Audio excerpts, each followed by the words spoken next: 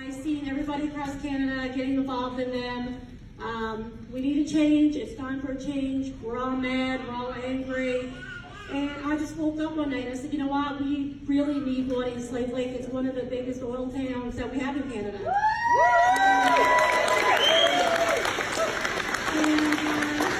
And then getting the ball rolling, I woke up and I messaged Kyle. Where's Kyle?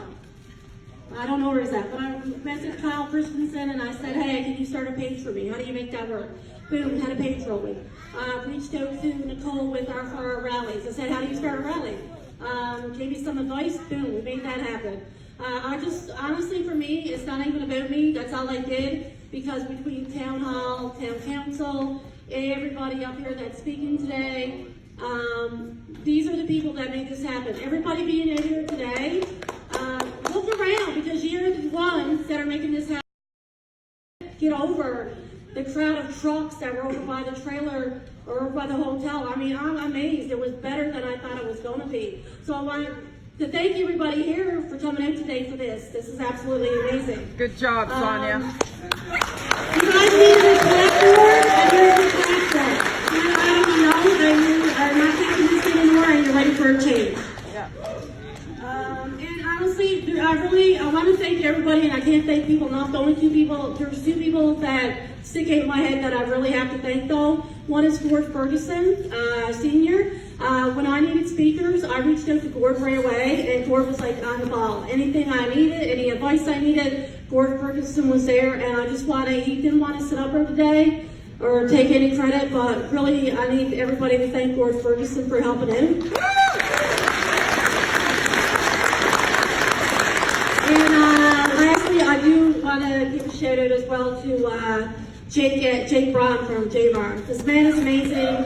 He was in charge of the whole CONVOY. I mean, I didn't have to worry about anything. This man was willing to go above and beyond. I bugged him daily. I was over in his office, talking and blowing. This man really, he did everything. He was always there when I needed to call. Hey, you need something done. He was reaching out to anybody in the community to find to help. So I really want to thank Jake Braun as well.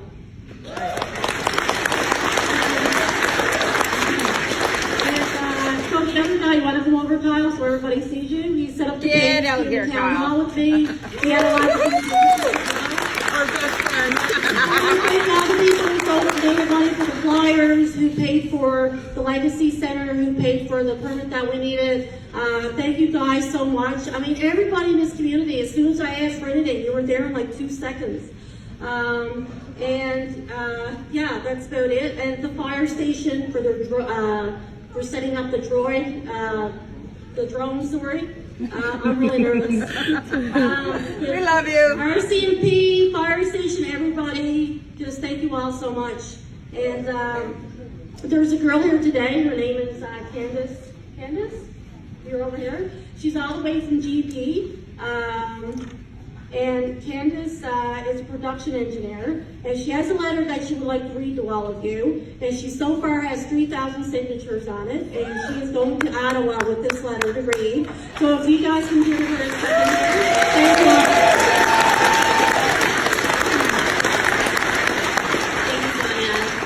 Thank you so much for having me out here today. I really appreciate it. And you guys have to give yourselves a round of applause for being here yourselves. So I was asked by Cole, who started the rally in GP, to write a letter. So I gave a crack at it, and it's been quite successful. I wrote to Justin Trudeau. I'm writing to you today as an Albertan, respectfully requesting Bill C-69 to be suspended. The impacts of this legislation will be devastating to not only Alberta, but this great country of ours, Canada. Yes. Are you taking notice yet? Every day that our resources are unable to go to market due to the lack of pipeline infrastructure, we lose approximately $80 million. This is per day. Alberta and the rest of Canada miss out on these royalties and this revenue, and this money cannot be reinvested back into the Canadian oil and gas industry to fund projects that provide us Albertans with job stability and growth. The social safety net that was built upon this industry's ability to provide these benefits will diminish, and we will all suffer no matter what gender, age, and ability, social and economic status we hold. As such, the energy sector should be taken seriously and supported appropriately by our government by making this industry a priority. Sources or processes need to be streamlined and expedited for the benefit of all Canadians.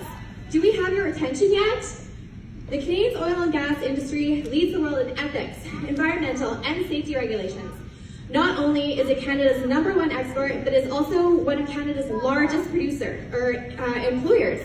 For decades, we welcomed workers from across the country with open arms and gave opportunities unavailable to Canadians back home. At the same time, we contributed generously to those who stayed behind could maintain a high standard of living. We need the rest of Canada, including the government, to step up for Alberta like Alberta stepped up for Canada financially. Don't turn your back on the people, resources, and industry that want to support and help build our great country. Are you listening yet? Albertans are proud blue and white collar workers who pay taxes, who want to work and provide our families with our own hands, not go on welfare. We give to those in need. We can't do that from the unemployment line. Don't make us hold out our hands for the little amount of money in EI benefits. We are strong, and we are standing up together for this livelihood, our families, and for the betterment of our Canada. Now more than ever, we need you, Justin Trudeau, to stand up with us. Fight for us Canadians, fight for our energy sector. Be a leader. Approve those pipelines, support Canadian oil and gas industry. Can you hear us yet? Build that pipeline!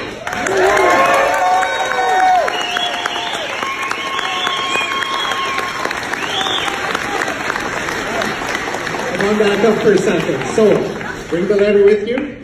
Yeah. So how do we get involved with the letter? What do you have outside here?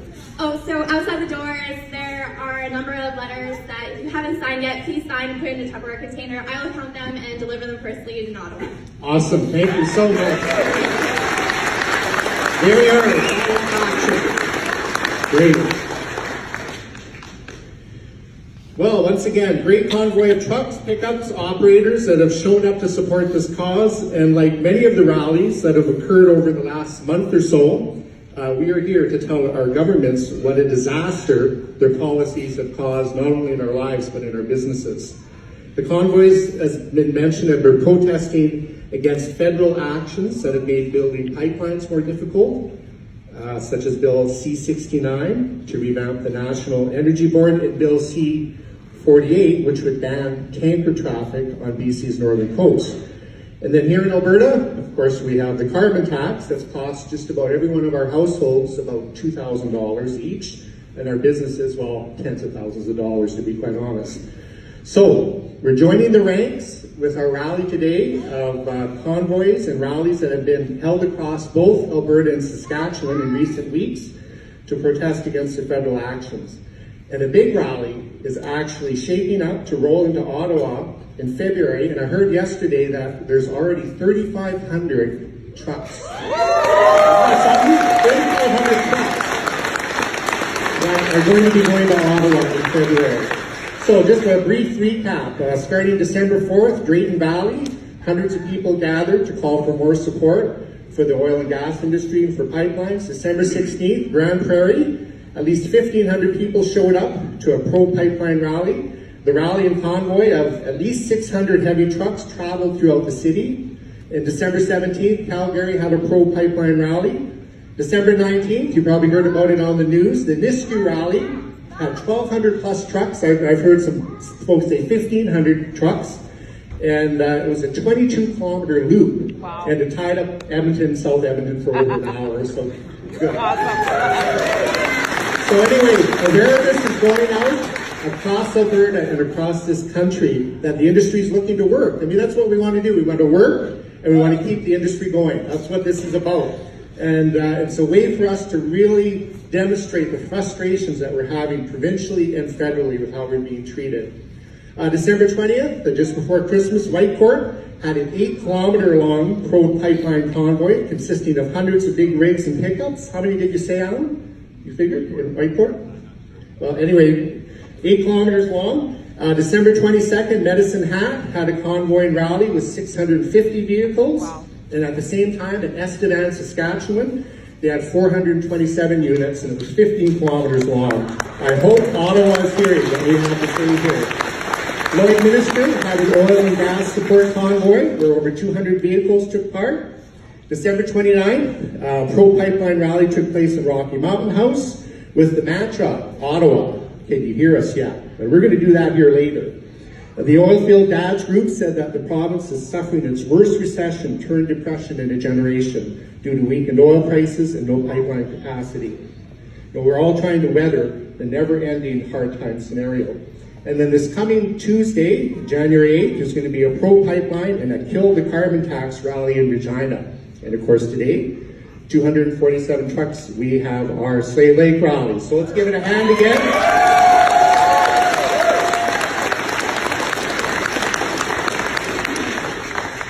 Awesome. So, we have a number of speakers and local business owners that are going to be addressing us this afternoon in support of the rally.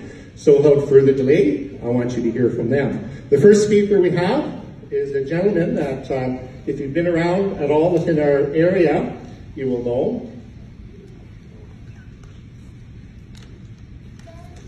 He's an auto mechanic from Barhead. He's a dad to 3, soon 4 kids. Is that correct? Good. And a true blue, hard-working Albertan. He loves hunting and the outdoors, and he was elected in 2015 to represent us in Ottawa.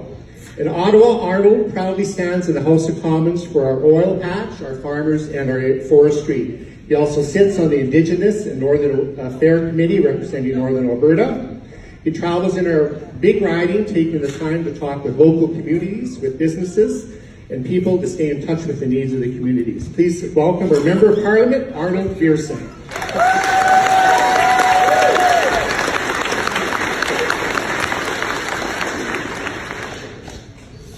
Thank you so much, Ken. Hello, Slave Lake. Ladies and gentlemen. Ken, are we even allowed to say that anymore? Well, if you ask me, this if you ask me, this political correctness is getting right out of hand.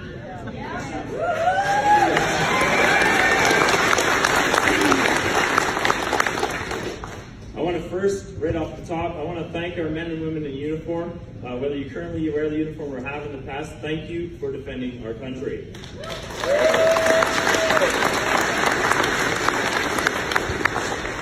Ladies and gentlemen, back in 2015, Justin Trudeau became the Prime Minister and he announced to the world that Canada was back. Well, we're here today to tell Justin Trudeau that we want our country back.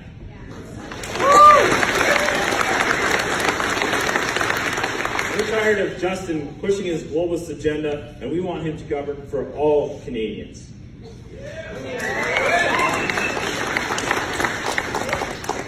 In Northern Alberta, we just want to do our jobs, and we expect the government to do theirs. When I go to Ottawa, I always say that here in Northern Alberta, we work hard in farming, forestry, and fracking. The 3 Fs, I like to call them. Since Justin Trudeau's got elected, they're all effed up. It starts with those caribou range plans that Justin's been pushing on us. I don't know, it's to meet some UN target of some sort. Protected lands, Mr. Trudeau. Protect from whom? We live here. We work here. I want to tell the UN to get its own land, leave ours alone.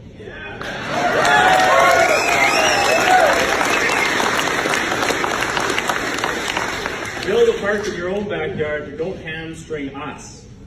We want a government that protects Canada for Canadians, not from Canadians. Well, Mr. Trudeau, we want a government that does its job. We want a government that respects hardworking Albertans. We want a government that respects hard work. We want a government that respects the people who work with their hands. We want a government that respects people who work outdoors. We want a government that fights for a way of life and the resources we produce.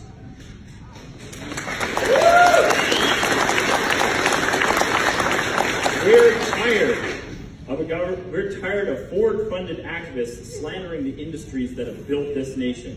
The oil, the grain, the lumber that we produce heats, feeds, and houses the world and brings prosperity to our nation.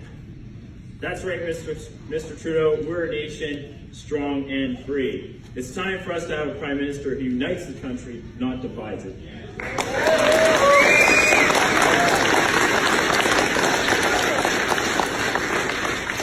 Telling the world that we should be known for our resourcefulness rather than our resources spits in the face of previous generations. We should be proud of our resources. Resource development is what built this country. It started with the fur trade, and today it's oil and gas.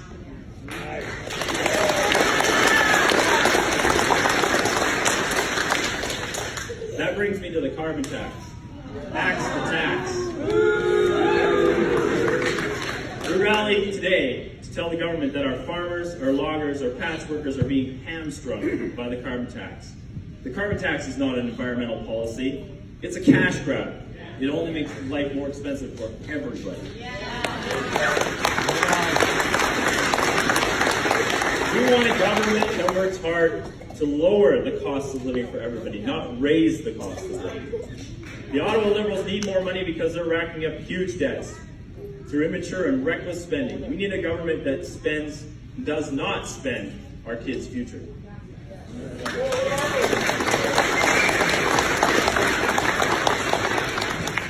I saw a little kid holding the sign that said, "Mr. Trudeau, what about my future?" Yeah. Very good sign, very good sign. The carbon tax drives away investment and jobs. We need a government that will defend Canadian sovereignty. We need to tell Justin Trudeau, whether it's the UN Compact or the USMCA, that signing away our sovereignty is not how you build a country.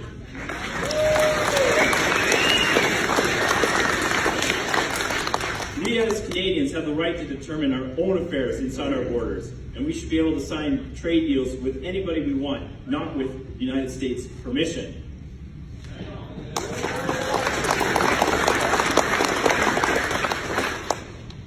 We pay a lot of taxes to the federal government.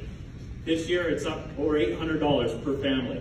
That's crippling families, it's crippling industry, and it's crippling our future. We want lower taxes.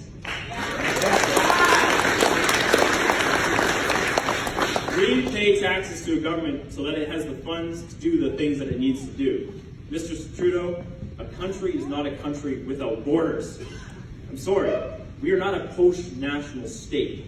We are Canada, strong and free. Unity is our strength.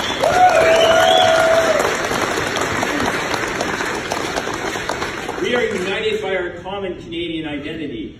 Our identity, a respect for the rule of law, a respect for Canadians. We need a government that, if it cannot manage much, at least it will do, the least it could do is enforce the border. You have every right to demand a government that defends our border. We are a country, Mr. Trudeau, Mr. Butts. You can call us all the names that you want, but people that jump the queue have no right to enter our country.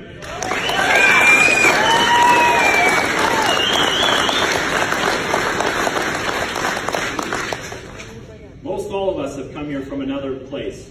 There is a rules-based, orderly, fair way to enter Canada. It's the government's job to uphold the rule of law.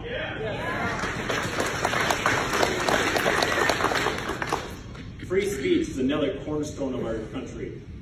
We need a government that will defend the freedom of expression and not pass laws to compel speech. Our ability to have meaningful conversations and to solve difficult problems requires that we can express ourselves openly and sincerely. In order for that to work, our democracy needs a free press. Justin Trudeau thinks that he can bribe the press with a $600 million grant. He's buying off the media with your hard-earned money.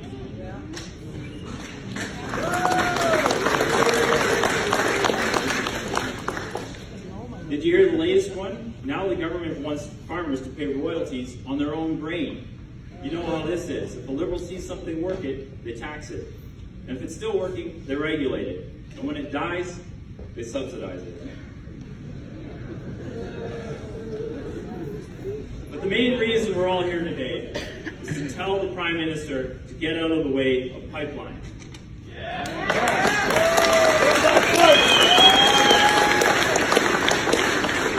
Now, if you listen to him today, you think he really likes pipelines. But it was just 2 years ago that on an international stage when he was saying that he was apologizing for the fact that Canada could not phase out its oil sector overnight. It would have to take some time.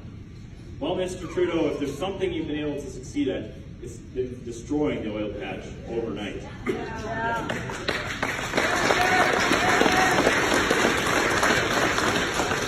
And then, when we complain about it, he thinks he can pay us back with our own money. He comes here and announces $1.8 billion. I'm sorry, Mr. Trudeau, $100 billion just left Alberta. $1.8 billion from your hand of our own money isn't going to solve anything. Ladies and gentlemen, it's 2019. And I don't say that to be obvious, but to point out that this is an election year, both provincially and federally.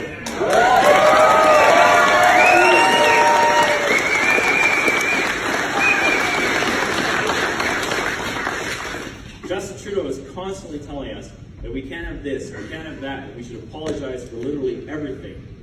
But as Albertans, we get stuff done. We don't look for handouts, and we're proud of our accomplishments. We want a government that just gets out of the way. In 2019, we have an opportunity to put both our time and our treasure in action to get our country back. The next election is an opportunity to elect a government that wants to build a nation, that wants a free people to be all that they can be.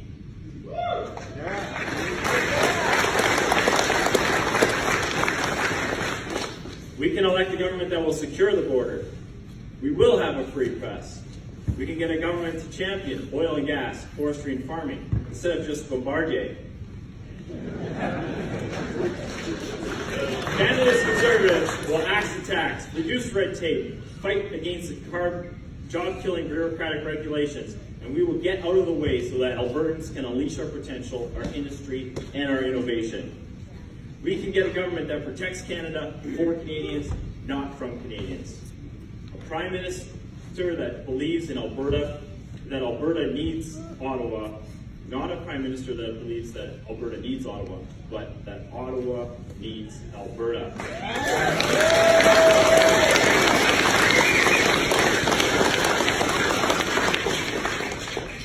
In 2019, let's make Andrew Scheer the Prime Minister and get our country back. Thank you very much.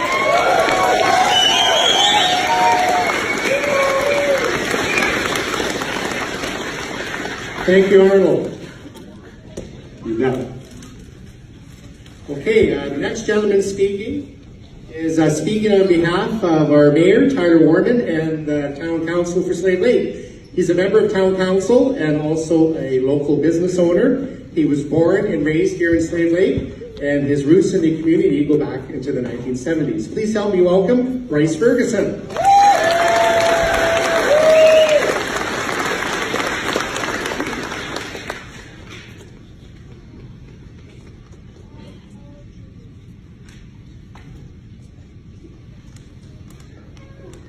Hello everyone, thanks for coming. I'd like to start off and thank Sonia, Kyle, and all the other organizers for making this happen. On behalf of Mayor and Council, I'd like to share a few words. Adversity. Albertans are no stranger to this word. Many of our forefathers braved the unknown, headed west, and settled in our great province, joining alongside the First Nations. They braved the elements, cleared the land, and by hard work and determination, were successful. Those from other provinces saw the countless opportunities that Alberta offers and made Alberta their home as well. Again, by hard work and determination, they too were successful. We've been through ups and downs, but have always managed to keep our head held high. Why? Because we are proud of who we are and not afraid of hard work. Farming, forestry, oil and gas are in our blood, and we are proud of that fact. We won't apologize. Those who are misinformed may call our oil dirty and try to block or impede our pipelines, but they won't succeed in their efforts. Why? Because Albertans are hardworking, determined, and we never give up. Albertans are also generous people, though. We have always been willing to help our neighbor out so that others can share in the success of this great province. We've been helping our neighbors out in Confederation in the form of equalization payments, dollars largely derived from oil and gas. And what have we received as a thank you? To name a few, Bill C-48, which is essentially the West Coast tanker ban. Bill C-69, which is dubbed the No New Pipelines Bill. changing the rules halfway through the Energy East pipeline review, which led to its cancellation, a Trans Mountain pipeline stuck in limbo, and the Prime Minister who stated we need to phase out the oil sands. We don't want handouts, we don't want pity, we want a pipeline and we want it now. No more kicking the can down the road, and hoping we forget because we won't. Alberta is the economic driver of Canada and has been for several years. When Alberta and our oil industry succeeds, so does the rest of Canada. Canada is an energy-based economy, and we do not need to apologize for this God-given natural resource. Canadians should be proud. So, in closing, we call on the Prime Minister and federal government to act decisively and support the oil industry with firm action and not just empty words. Thank you.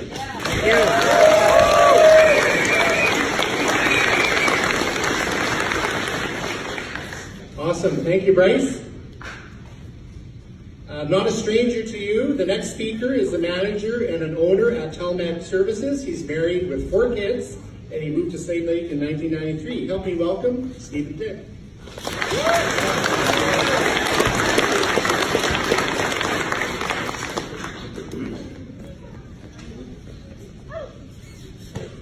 Good afternoon, everyone.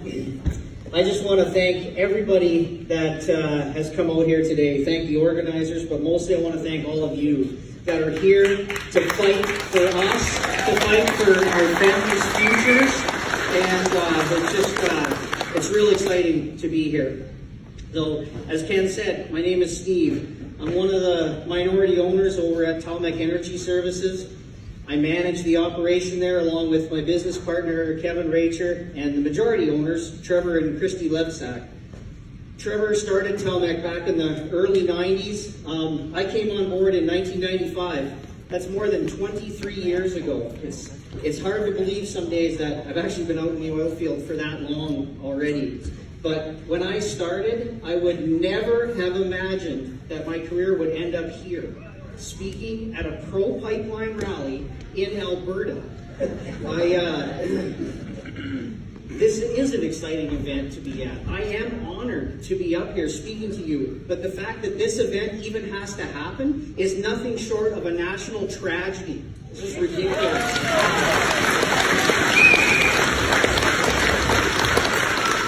When I first started pulling wrenches out there, it was a great way to make a living. It was great to be involved in the oil and gas fields of northern Alberta. A fine way to provide for your family, to grow a business, and by extension, grow a town, grow a province, grow a country. Prosperity for us, prosperity for our neighbors, and prosperity for our next generation was our goal. And now, there's a portion of this great country who, at the very least, look down their noses at oil field workers. And at their very worst, they believe that somehow we, as oil field workers, and the industry as a whole, have become evil. How ridiculous is that? You know,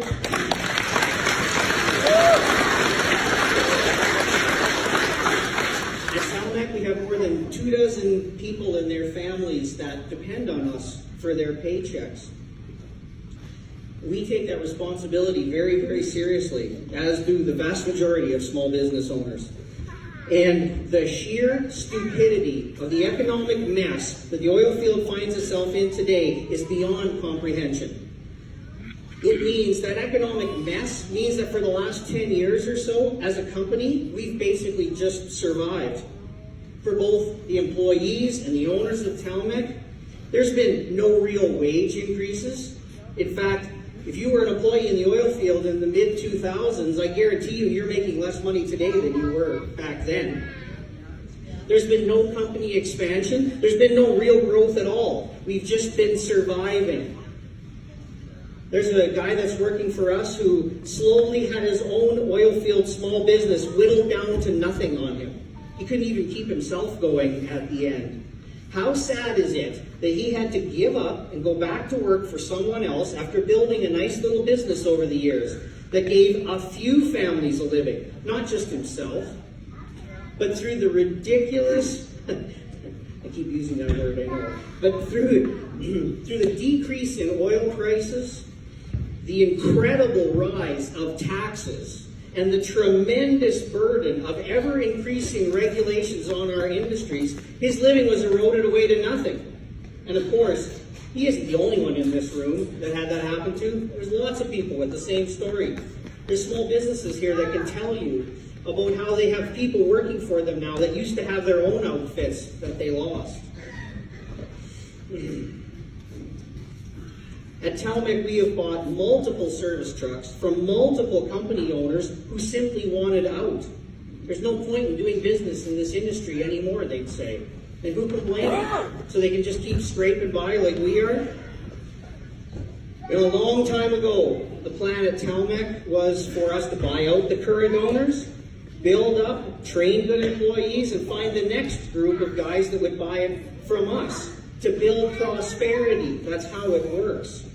And that plan's worked well all over. But here we are in exactly the same position as we were a decade ago.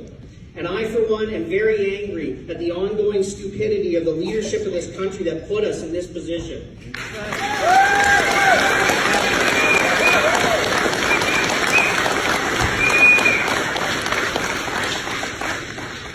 It's incredible to me that somehow they've managed to kill not one, but 3 major pipeline projects in the last few years.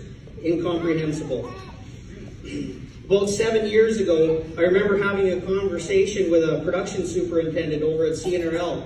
They just decided to build a new facility up in Wabasca in the Britnell fields. And he said, if we don't get a new pipeline to sell all of this oil we're going to make, I don't even know why we would build these projects. And here we are in exactly that position. And of course, he wasn't the only one saying it. The whole industry's been saying that for a long time now. Tax dollars do not appear from nothing. I know that this country does 2 things. It harnesses our abundant natural resources and it finances those operations. That's it. Every other industry in this country is based off of those 2 things. End of story. So, in order to build prosperity, right now we need one thing, and that's pipelines. Pipelines, pipelines, pipelines. And by that I mean more than one. I mean, Trans Mountain alone won't cut it. It would be a great help right now, but that will not build decades of prosperity. That will only build a short time of prosperity. Remember, oil and gas are a publicly owned resource. We own it as citizens. Our governments sell the rights to produce that oil and gas, collect royalties from that production, and that's how this country runs. That's it. That's all there is to it. Somehow getting in the way of us being able to produce this makes sense to them. It just doesn't make any sense when you simplify it. I guarantee you that if someone invented a killer whale to French language translation machine, they would start interviewing every whale that swam by Vancouver before deciding to build a pipeline out of Canada.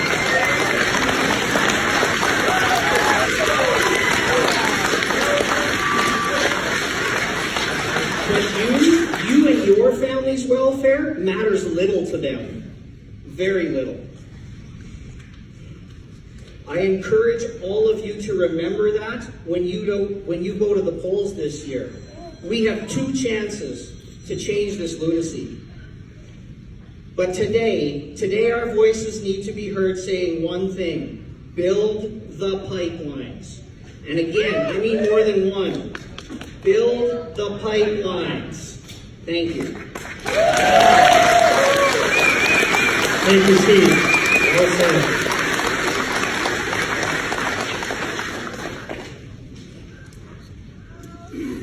Our next speaker is a longtime Slave Lake resident.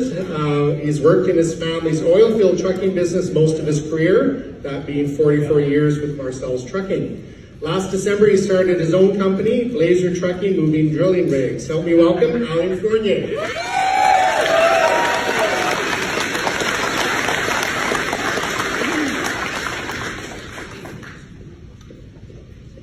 Wow, never never spoken in front of this many people before. You Good got afternoon, it. everyone.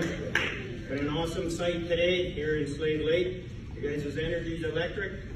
As a lifetime Slave Laker, I'm so glad to finally see us Albertans standing up for our livelihoods and industry across this great province, and those in BC and Saskatchewan.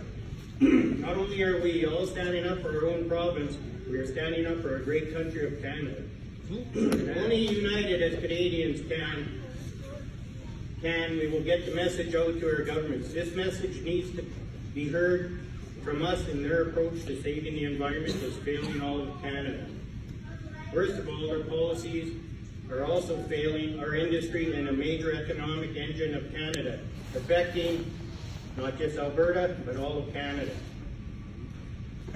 Even welding shops in Ontario who are fabricating for Fort McMurray are below capacity. This inaction by our governments in getting oil to our markets is hurting hundreds of thousands of Canadians, and it needs to stop now. Bankrupting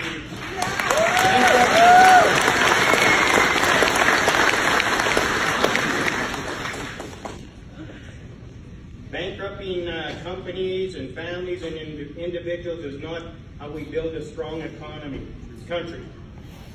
How we get the government's attention? Well, it's not by staying quiet, it's by doing what we are gathered together doing today over the past month, lawfully in numbers and taking a stand. No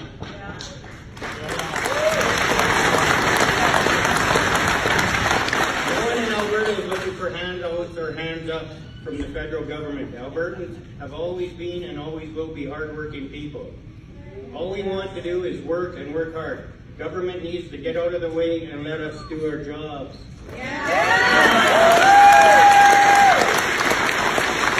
voice is loud and heard until Ottawa hears us. Let's be respectable in how we deliver our message. Thank you, Slave Lake.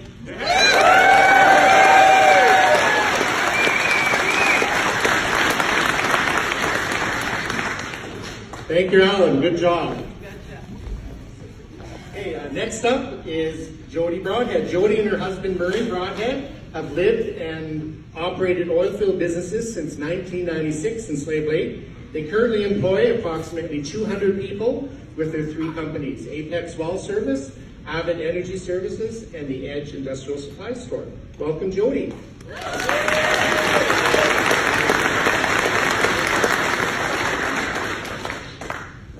You guys can come stand on stage. Some of the kids that are possibly going to be affected. And if there's any kids with signs, I'd love for them to stand below the stage and hold their signs up. I saw some really great signs.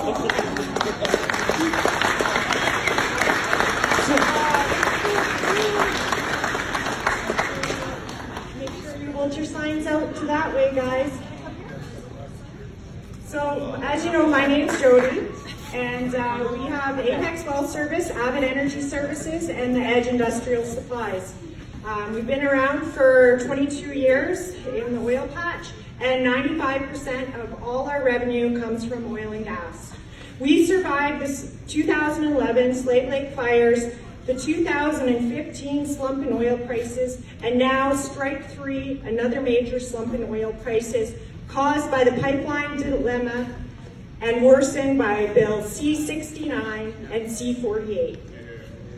We will survive yet another recession in the Alberta energy sector. However, what concerns us is our employees and future generation.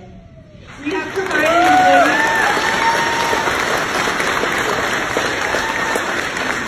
provided employment for over 200 Albertans. Because of the slump in oil prices and poor attitude towards the Alberta oil patch, the majority of Alberta oil companies have dramatically cut back capital budgets and are shutting in existing wells instead of repairing them. We have already seen a huge reduction to revenue and expect huge layoffs to our workforce over the next few months. How can this crisis be fixed? Pipelines, pipelines, pipelines! Yes, this is the only answer. We must get our oil to Tidewater. Having only one customer, the USA, leaves us with no negotiating power. Let's talk about what's been done and what's being done. Alberta government, Rachel Notley, has acted in every possible way by buying more rail cars, capping production, expanding abandonment of orphan wells, and pleading with the government to commence construction of the Trans Mountain Pipeline. Good on you, Rachel, as you're working in the best interest of Alberta. We hope you will not give up on us, because you know a win for Alberta is a win for Canada. Government of Canada, looked like Justin Trudeau would be our hero. It was short-lived. Justin came out of the gate, spent $4.5 billion of taxpayers' money, and bought the Trans Mountain Pipeline. Albertans thought this was too good to be true and would see the pipeline built. Now, the pipeline is back to assessment and going nowhere. Mr. Trudeau, the ball is clearly in your park. Please help us out before it's too late. Cut the fluff and bureaucracy and put the shovels in the ground. Build the pipeline which you approved. This is a democracy and the majority does rule. You and only you can do it, Mr. Trudeau. Please don't kill the oil industry in Alberta and leave us hostage to the USA. If you do not act to push this pipeline through, we are afraid the purchase which made you our hero could soon quickly become your Achilles heel.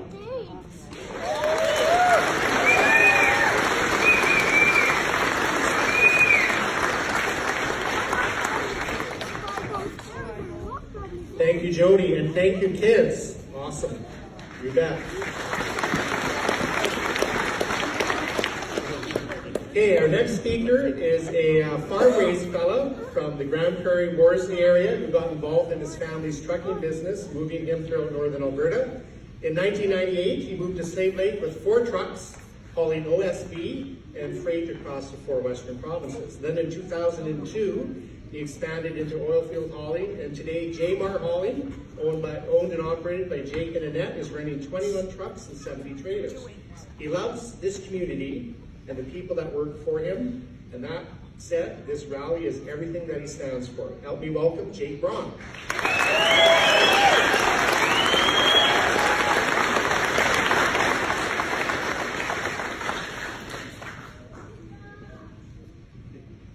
Well, good afternoon, everybody. It's awesome to see this many people out. I'm not much of a speaker, so you'll have to excuse my thunders. But I just want to thank Ken for the introduction, and he's absolutely right. I do love this community, and I do love what I do, and I really, really do appreciate the men that work for me and the women that are on our team. I had an opportunity to move into the oil and gas industry in 2002, which I greatly benefited from until the economy took a tumble. We've grown our company to approximately 25 employees, but we do not take our position as an employer lightly. A lot of our decisions were based on remembering that we as an employer have a responsibility to our employees to assist them in providing for their families. Unfortunately, due to the downturn economy, some staff chose to move on to other opportunities, and regrettably so, some staff had to be laid off. We went down significantly, down to 10 people as a whole. Although we're not relying solely on the oil and gas industry for our revenue, we had to diversify our operations to an even greater extent, which of course required us to personally invest more money and time into our company. During the first Trudeau administration, my dad and I seen some really tough times. Remembering having a load of pipe on our truck and heading out to location when we're ready to offload, they said, you know what, you're going home, the economy is done. And that's just how fast it happened. I was greatly disappointed when the NDP were elected in Alberta, and then I felt like I was taking another hit. When the Liberals, with yet another Trudeau, were elected federally, and we all know why we're here, is because of the pipeline. Our NDP, our provincial NDP and federal Liberals have only given us lip service, from promising to cut off the flow of oil to the lower mainland in order to make BC realize that we do need a larger pipeline, the Trans Mountain Pipeline that is. and to Ms. Notley stating that she would cut back our provincial carbon tax if Trudeau didn't push for the pipeline to go through, none of which has happened. And we all know how much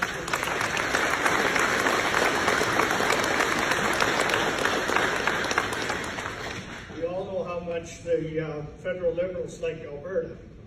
And here we are feeling the same sting as we did with his father when he was in power. I want to at least thank our current Prime Minister for not giving us the finger like his father did. Well, at least he hasn't yet. But we're not dramatizing this drama that our Prime Minister is creating. It's just a true fact. When Justin Trudeau was elected, I was so much hoping that we would not have to go through the Trudeau family's narrow-mindedness again, like we did in the late 70s and 80s. With Pierre Trudeau's National Energy Program, which shut down the entire oil industry. It took many years for businesses to get enough confidence to build the industry back up again. And this son of Pierre's, Bill C-69, originally set out the bar so high that would have made it nearly impossible to ever build a pipeline or a refinery in this country again. Thankfully, it's going in for a third reading and major changes, but that remains to be seen what will happen with that. But Mr. Trudeau was more interested in spending our hard-earned tax dollars in legalizing marijuana than he was into building a pipeline and building a country. And,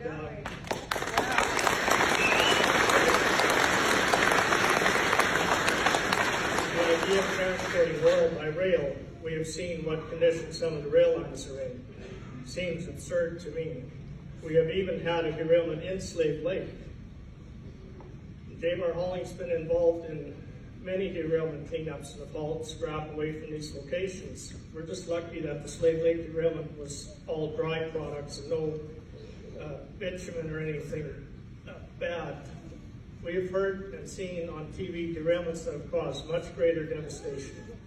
Can you only imagine what would happen if 50 rail cars should spill into our lake, and see how long that would take compared to building a pipeline? Our government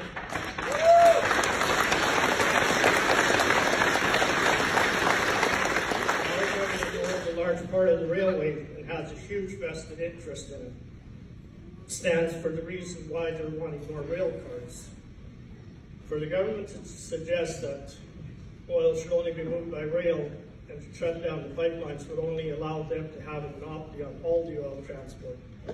This would restrict other companies from having or being able to profit, and is inexcusable. If we were to tie up the rail system of transporting oil, how would the farmers get their products to Tidewater? Trudeau has another idea though. He offered our industry $1.6 billion in loans. These loans would of course have to be paid back with interest, and for an industry that's already at risk, I'm not sure how they would have the means without the means to pay these loans back. It just doesn't make sense to me. I feel like it's a slap in the face to every hard-working Albertan.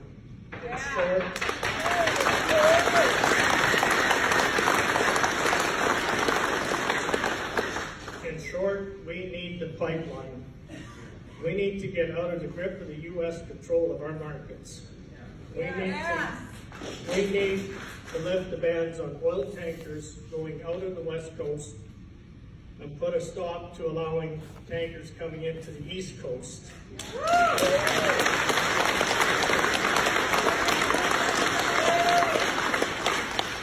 How come it's okay for our country to allow oil from Saudi Arabia and other Eastern countries to come into our tidewaters on the East Coast, but it's not okay for our country to send out our own oil out of our own tidewater?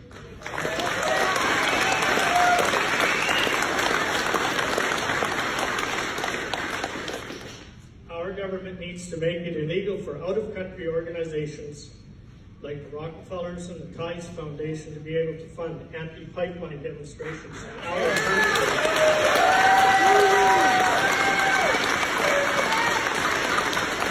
I would encourage everybody to research the Rockefellers and Tides Foundation and familiarize yourselves with what that organization, where that money is coming from, and what they are doing to our country. And it's U.S. money and European money that is doing it.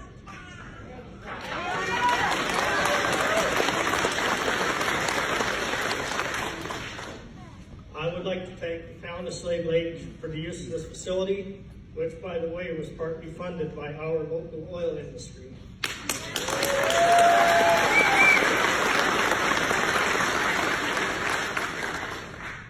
And I want to thank you for allowing me to speak, and enjoy the rest of your afternoon. Thank you for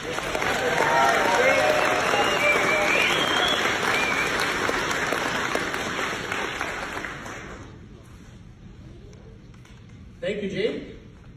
Our next speaker is the newly elected chief of the Big Stone First Nation. We want to welcome to the mic, help me welcome Silas Yellowknee.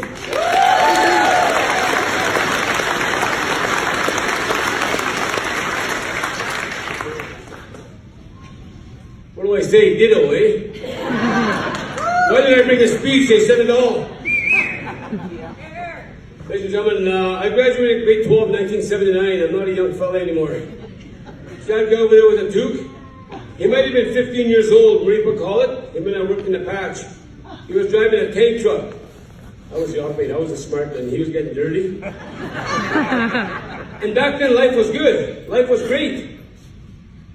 Now, I manage a grocery store in Wabasca called E&M Foods. And I could see it. The guys that were making bigger bucks. See, I'm also not only a Big 12 graduate, I'm a retired member from the RCMP also. So, I'm one of those guys I guess you call an educated person. Wow. Where I never made money like the guys that ran equipment and worked in the oil patch. I never made that kind of money. I worked the rigs. I was an operator. I was actually the first operator, I think, Murray, in Wabasca. I might have been the first operator in Wabasca. I never made the kind of money that the people made while I was trying to educate myself. But today, I feel very proud. I probably pulled somebody over in oil patch. I'm sorry when I was speeding. I apologize. It's a little late now. But you know what I would like to see? I'd like to see one of these big guys that drive trucks and work in the patch fight Trudeau. Remember that guy who fought boxing? Let's see if Trudeau wins this fight.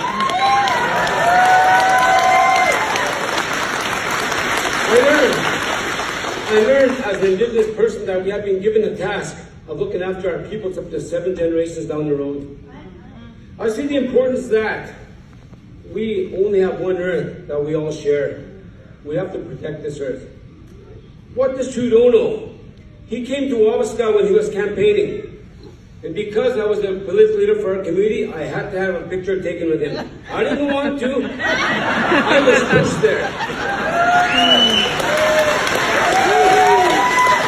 Did I take a selfie with him? No. The guy asked me, Silas, you want a picture? No.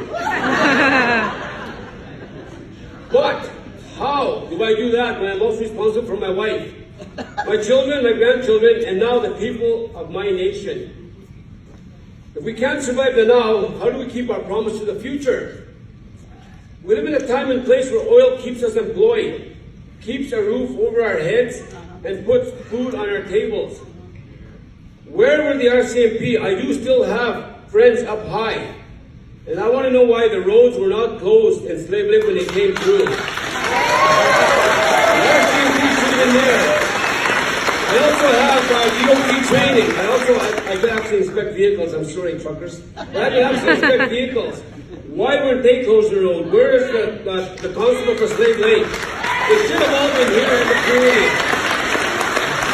We're not the Slave Lake State. Our town? No, that's where we shop. This is our town. Okay? The way of life has helped out our Canada for many years. Now our neighbors, and I want to say Ottawa, judge our way of life, but they are sure glad to take our money just to keep their ways. I want them to come over here, come live their lives over here, come sit and watch our neighbors lose their jobs, their homes, their everything.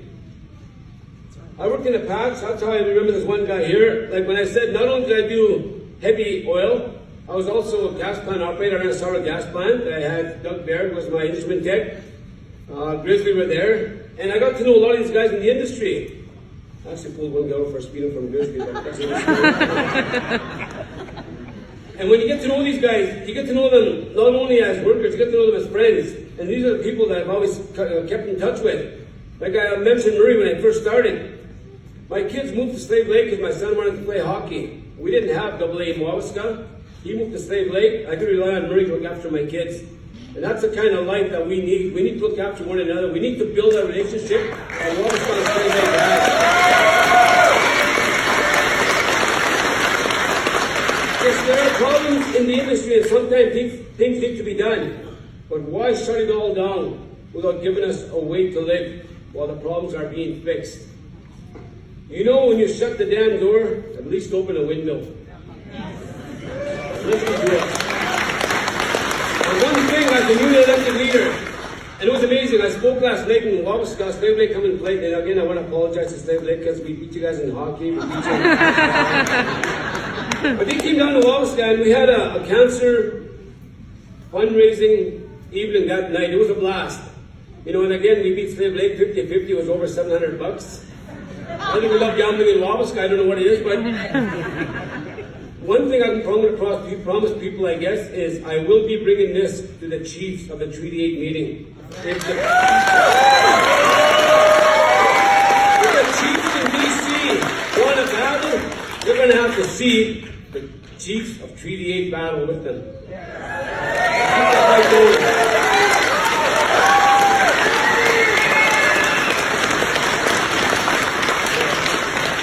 Right on, thank you, Silas. So our last speaker is Pat Rain. Pat is the United Conservative Party candidate running to be your MLA in the next provincial election. Pat's worked in the forest and oil patch sectors. He's currently the owner of a crane company working throughout North America called AAA Precision Industries. Help me welcome Pat.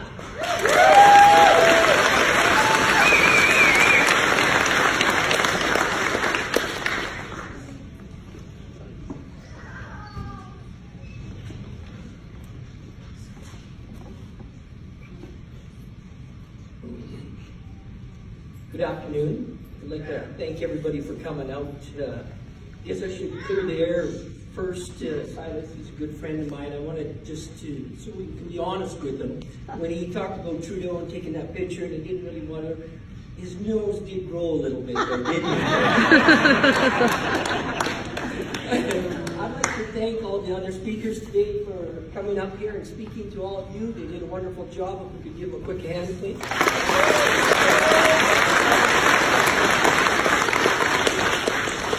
Good afternoon. My name is Pat Rain, and I'm the United Conservative Party candidate for this provincial constituency, Lesser Slave Lake.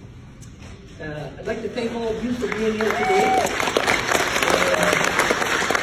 I'd also like to thank everybody who participated in the truck convoy. It was just great out there today. It was a wonderful show of support for the pipeline and oil patch in our country, province, and our constituency.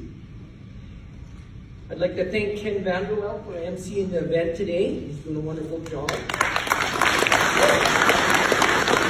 Sandra Andrews for organizing this event, and Jake Brown.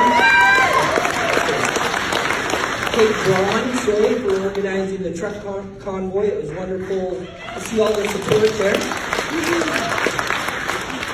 It's good to see all the support when we have such deep concerns for a key industry in our constituency, province, and our country. I would like to thank all the individuals and companies who put vehicles in the convoy today. It was great turnout, bravo, and it was very impressive. And please, everybody who participated, give yourself a pat on the back.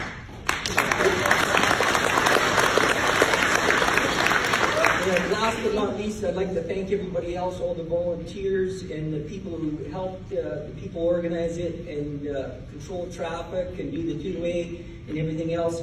I'd just like to also add, I had the honor, he had a weak moment, Jake had a weak moment and let me drive his bed truck today in the convoy.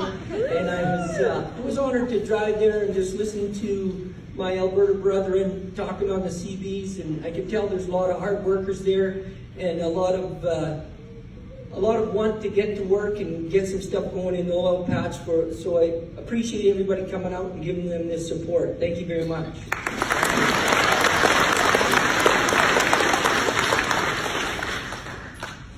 I've been many things over the years.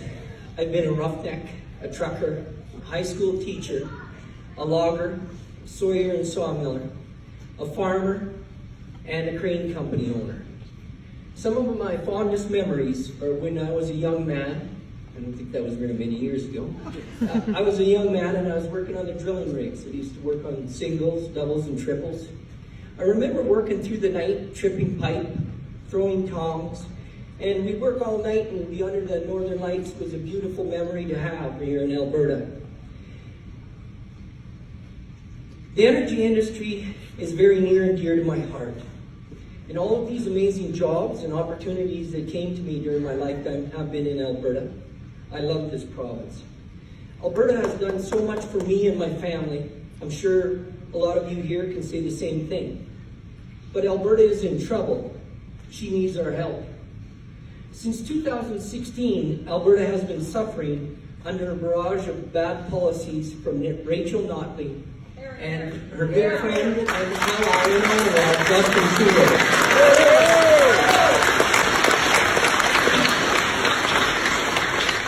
Let's take a second to review Mr. Trudeau's record.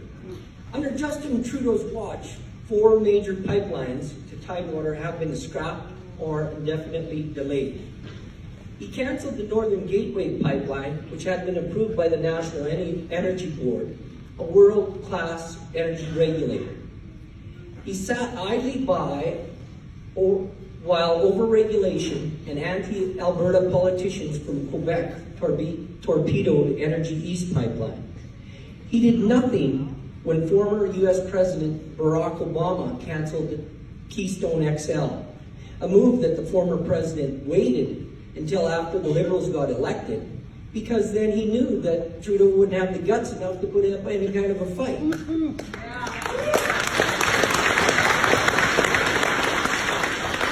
And Trudeau used taxpayers' dollars to purchase the Trans Mountain expansion from the private sector, dooming it to a never-ending cycle of regulatory limbo and a new approval process that is rife with errors. But Justin Trudeau's anti-Alberta policies didn't end there. He announced the federal carbon tax, which has now taken hold in most of the country, and it will increase over time. He passed a tanker ban on the West Coast, ensuring that ensuring our struggle, because even if we get a pipeline built to the West Coast, then we also have to cross the additional hurdle of how are we going to get the tankers out of the West Coast. He passed Bill C-69, which means it's harder and it'll take longer to get major energy projects approved and go forward, killing whatever investor confidence was left in Canada. Now, as Albertans, we are used to getting the short end of the stick from Ottawa, especially when there's someone named Trudeau in charge down there. Made a bad bet on Justin Trudeau. They bet that if they introduced a provincial carbon tax in the middle of an economic recession, that the province would get social license to build pipelines, that Justin Trudeau would fast-track a project to Tidewater right away, and that their radical friends like David Suzuki and Zipporah Berman would suddenly see the light and become Alberta's biggest cheerleaders. Obviously, they lost. But did they really lose or not? They still have their high-paying government jobs. They're not worried about making ends meet at the end of the month. The Liberals and NDPs aren't paying the price. Everyday Alberta families are paying the price, and that's why we are here today.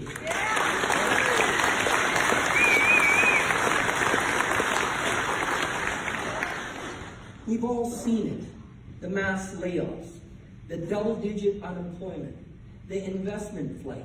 We've seen businesses close their doors because the tax burdens just got to be too much. We've seen families pack up and leave because they just can't see a future for themselves or their children in this great province. And we've watched major international companies particularly those operating in the energy industry, pull their money out of Alberta and take it to jurisdictions without the United States. I never thought I'd see this day in Alberta, but here we are. The amazing Alberta.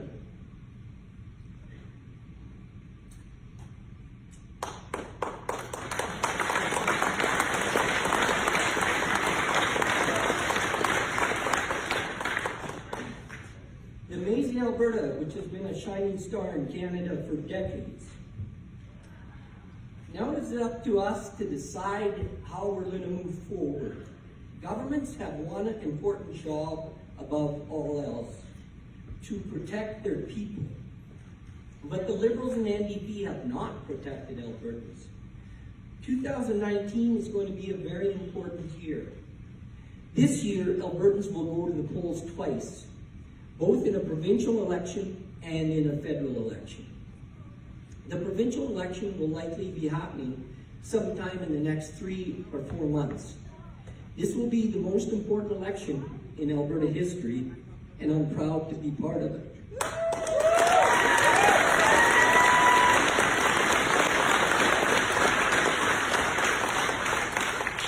I'm one of the lucky ones. When I put my name forward to run for the UCP, it wasn't because I needed a job. If I'm given the privilege of serving the people of Lesser Slave Lake, I will be taking a bit of a pay cut from my work in the crane, construction, and forest industries. But that's fine. I didn't put my name forward for money or perks or benefits. I put my name forward because it's time for me to serve this great province that has given so many amazing opportunities to me in my lifetime.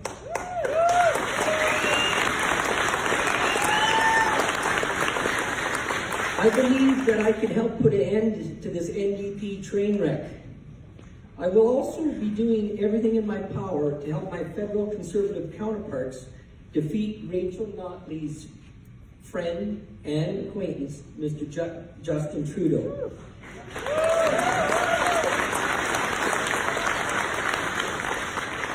The fact is that we can't trust either of these two governments to deliver a pipeline to Tidewater, and that's what we need right now.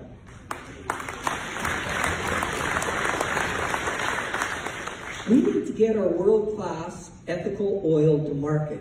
We need to create less pressure on our rail systems so our farmers and our forest products companies can utilize them better to get their products to markets. We need to get people working again, not relying on EI benefits or government programs to make ends meet. We need to take our province back.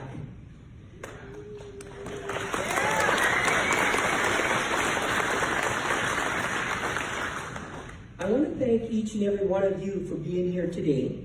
By being here, you are sending a strong message to both Rachel Notley and her friend and ally, Justin Trudeau, that enough is enough.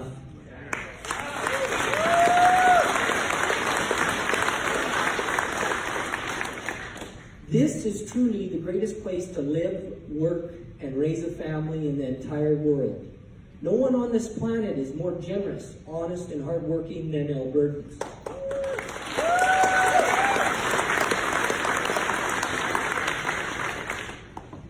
You have done so much and continue to do so much for this country. For that, without reservation, I want to say thank you. More than half a century ago, Albertans accomplished the impossible when they figured out how to separate oil from sand. They didn't know it then, but they were setting off an economic boom for Alberta and Canada, which would support programs and services across the country for decades to come. Since then, our industry has worked hard to improve environmental and safety standards. That is why today we have some of the cleanest, most ethical oil on the planet.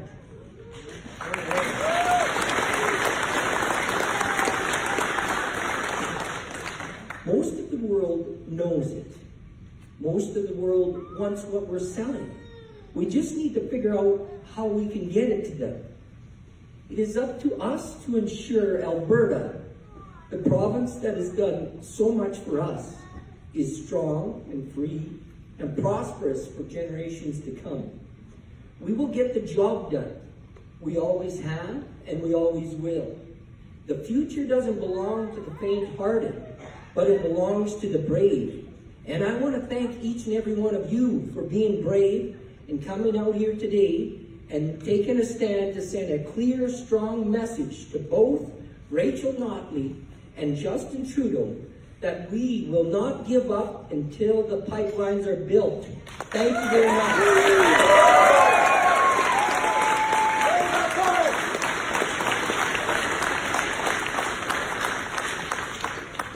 Thank you, Pat. All right, so just before we close, folks, what we want to do is we want to put together a little video and social media thing.